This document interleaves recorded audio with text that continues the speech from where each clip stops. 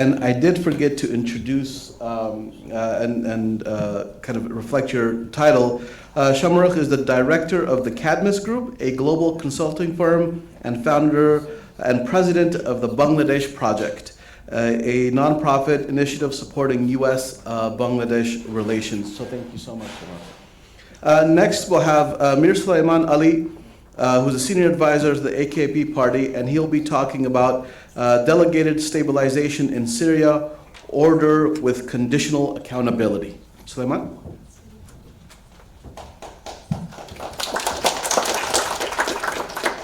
Thank you, Harris.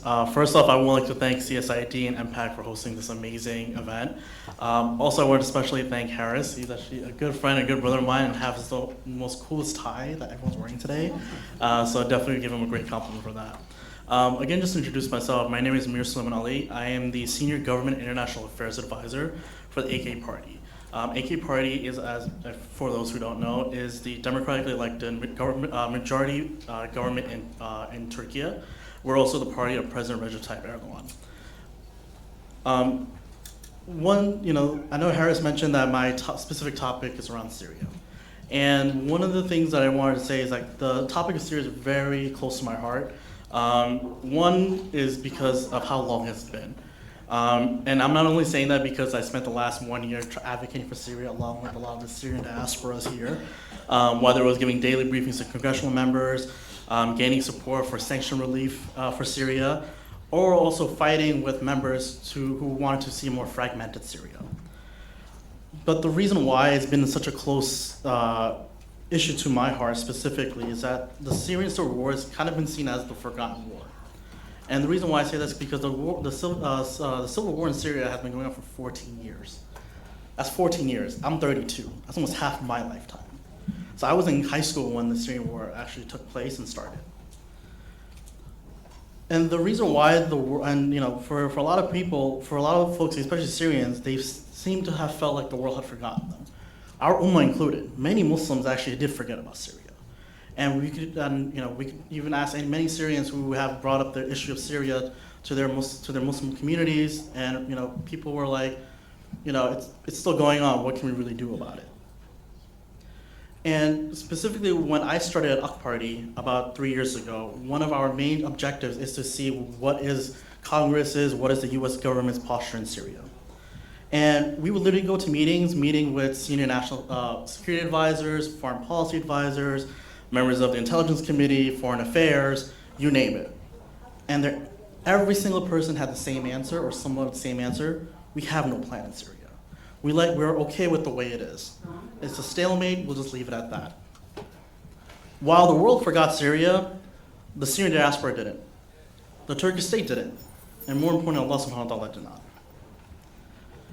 Fast forward to last year, November 27, 2024, on a nice sunny day in Idlib, a rebel offensive was launched to overtake the city of Aleppo, southern of Idlib, backed by the Turkish military and also intelligence community. This was a delayed offensive because many folks wanted to see if the Bashar regime, as many speakers mentioned before, wanted to normalize with Bashar al-Assad, and there were efforts to make that happen. But since he kept being very stingy, thought he had the upper hand, the Syrian rebels decided to move forward with this offensive. The whole goal behind this offensive was mainly to pressure the Assad regime to come to the negotiating table and to talk about democracy and the future of Syria. 11 days later, the scenes that we see coming out of Damascus: Syrian militias, Syrian people prostrating in the Umayyad Masjid. The reason why I really wanted to picture this specific scene is if anyone has any Syrian friends, or if anyone here who is Syrian could explain that if you were to pray at the Umayyad Masjid during the time of Bashar, you would most likely be picked up by Syrian security forces and taken to Sinai prison. That's the level of oppression that people had to face in Syria under Bashar al-Assad. But 11 days later, we see the chants of Allahu Akbar, freedom, freedom in the streets of Syria. And then, my favorite is Syria via Turkey, meaning that Syria and Turkey are brothers. Seeing these images, seeing the smiles of everyone's face really does change how things could change in such a very short amount of time. I remember giving updates while this was all happening in Congress, almost on a daily basis, like, hey, we're moving south. I think it was Friday when I was meeting with my last congressional member, and they're like, Syria will fall by the end of the week, by Sunday night, inshallah. Come Monday, we've been getting texts. We could not believe what we were seeing. December 8th, 2024, and I'd like to quote President FDR, a day which will live in infamy. Of course, he meant it in a more sad way, but this I want to use this quote specifically to highlight a more important day for the Syrian people, but also for the Muslim Ummah. The collapse of Bashar al-Assad, a man who had tortured people just for praying, just for walking, just for having the thought of democracy or freedom. To the point where in that evening you see streets filled with people with smiles, flags with the colors of green, black, white with red stars, fireworks, and happiness. But right after that, we already saw the entire world, especially the Western world, already started asking the most important questions. Does Syria move towards a liberal democracy now? When will the elections take place? Can the United States and the EU countries impose a Western liberal democracy in Syria? Can Syria become stable?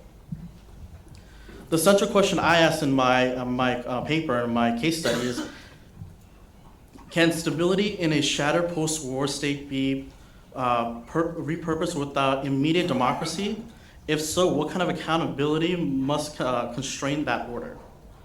My answer is that we have maybe a new system. And I know a lot of people, we were mainly talking about how the US was imposing a lot of Western ideals in the Middle East, but this is the one case study which I think might be a little different from the way the United States has taken its approach in Syria. And that model, I call it, is order with conditional accountability, implemented through postures of delegated stabilization. The argument I make is that the US should move away from democratic first approach and more so prioritize stabilization within a state, working with regional partners. In Syria, we have Turkey, Saudi Arabia, and Qatar as one of the top three. But this also begs the question, how does the US monitor positive change and stability, but also monitor the increase of change for prosperity for the Syrian people, protect minorities and the unification for Syria, and countering extremist groups such as ISIS and Al-Qaeda? So to answer the three topics and three areas of way of monitoring, one is obviously Syrian sanction relief, which is a way in which we could see how it could keep monitoring the prosperity of the Syrian people. That one's specifically very close to me because me and my team work very hard along with the Syrian diaspora here, which, by the way, an amazing group of people. And I think we should really do another case study on that, inshallah, of how we worked on Capitol Hill, worked with the White House, worked with the Treasury Department in order to lift the sanctions on Syria. So just wrap up a little bit, and a few other things I want to talk about is also, just to mention really quickly, is also the unification program of also bringing all groups together once Syria had become a new government. And also last, countering violent extremism is to work with regional actors and regional partners of making sure that extremist groups are taken care of. And with that conclusion, I will like to thank Harris and CSID. Also, I wanted to say it was great to see 3 Bangladeshis on the panel here. I think we weren't really forgotten. But, and Jazakallah khair for letting me speak. And if you have any questions, we look forward to answering your questions. Thank you so much.